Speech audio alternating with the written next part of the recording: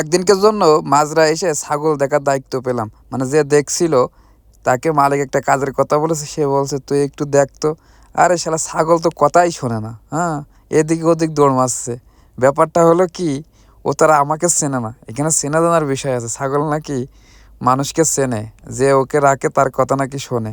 ঠিক আছে, এ তো আমাকে চেনে না। আমিও ব্যাপারটা বুঝতে পারছি না যে আসলে ও কি বলতে চায়। আর এরা একটা কথাই কি, এরা ব্যাস ধরে যেমনি যাবে দল ধরেই চলে যাবে। ঠিক আছে, এটা আছে মেন কথা। দেখেন খাচ্ছে ভিতরে, আবার চলে আসছে এই পাশে। মানে আসি একটা বিপদে এই দেখার জন্য। পরে তো একটা ব্যাপক ঘটনা হয়েছে, সেটা তো বলা যাবে না, কারণ ওর পিছনে দৌড়াতে যে আমিই শেষ। ও আর এক মুখো চলে যাচ্ছে। চেনে না তো, এই জন্য সমস্যা হয় অনেক সময়। কিন্তু একবার চিনে গেলে তখন আর সমস্যা হয় না। তো সবাই কেমন আছেন বলেন? আশা করি সবাই ভালো আছেন। আমিও আপনাদের দোয়ায় ভালো আছি। তবে এতক্ষণ পরে কেন ভালো মন্দ জিজ্ঞাসা করলাম, কথাটা হচ্ছে এই যে প্রত্যেকটা ভিডিওতেই জিজ্ঞাসা করি, এই ভিডিওতে নাইতে জিজ্ঞাসা করলাম, কিন্তু মনে হলো যে জিজ্ঞাসা করি, যেহেতু সবাই যদি ভালো থাকে নিজের কাছেও ভালো লাগবে। এটা হলো ভেড়া। আমি যতই বলি ছাগল, বাংলাদেশে বলে ভেড়া এবং আরব গল্পে বলে খরুপ। তবে একদম হুবহু মনে হচ্ছে আমি দীর্ঘ সময় ধরে এগুলো রাখি এবং এর ব্যাপার স্যাপারটা বুঝতে পারিছি। এখন ঠিক হয়ে গেছে, আগের মতন দৌড়াচ্ছে না। তারপরে ও গেছিল ঘোড়া বেরো করতে, যে দেখাশোনা করে ও ঘোড়া বেরো করতে গেছিল। ঘোড়া আরো অনেক কিছু আছে, ভিডিওর শেষ পর্যন্ত না দেখলে কখনো বুঝতে পারবেন না যে এখানে কি কি আছে। ওই যে ঘোড়া দেখার জন্য মেয়েরা গেছিল, পরে ও বেরো করছে, এই জন্য আমাকে এই দেখতে বলেছে। এখানে ঘাস লাগিয়েছে, এর ভিতরে মালিকরা আসলে আসে, সময় কাটায়, আমাদেরও ভালো লাগে, কারণ হঠাৎ এক ফাঁকা জায়গায় গেলে একটু ঘোরাফেরা করলে ভালো লাগে। আমি দাঁড়িয়ে পড়ে আপনাদের আসলে কি দেখাবো তাই ভাবছিলাম। আমি আশেপাশে ঘোরাচ্ছি এবং আপনাদের দেখাচ্ছি। আপনারা মনে করছেন যে একই জিনিস বারে বারে দেখাচ্ছে, এখানে বিষয় আছে। বিষয়টা হলো কি, ভিডিওর শেষ পর্যন্ত না দেখলে তো বুঝতে পারবেন না যে আসলে বিষয়টা কি। এখানে অনেক কিছু আছে যেটা পর্যায়ক্রমে আপনাদের দেখাবো।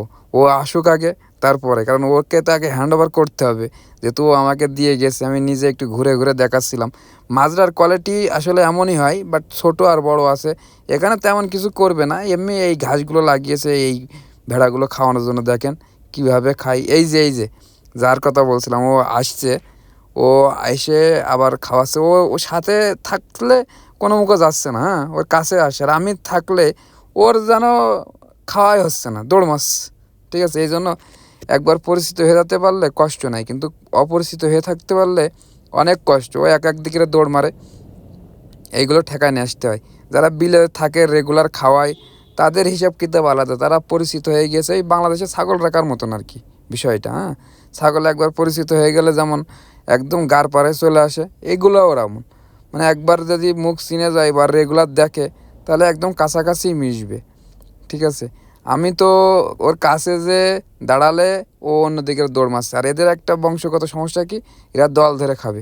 এই যে দেখেন মুরগি, ওই যে আর একজন দেখছেন, ও হচ্ছে মুরগির দায়িত্বে। দেখেন ও যাচ্ছে বলে ওর পাশে মুরগি যাচ্ছে। মানে একবার পরিচিত, মানে পোষা প্রাণী একবার মুখ পরিচিত হয়ে যেতে পারলে মানে সে আর কোনো দিকে যাবে না, আপনাকে ছাড়া কিছুই বুঝবে না।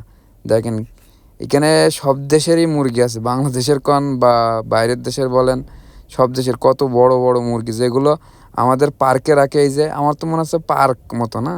কবুতরও আছে, এই দেখেন কবুতর, যাদের কবুতর পোষা নেশা আছে মনের ভিতরে, তারাই কবুতর দেখলে মন শান্ত হয়ে যাবে।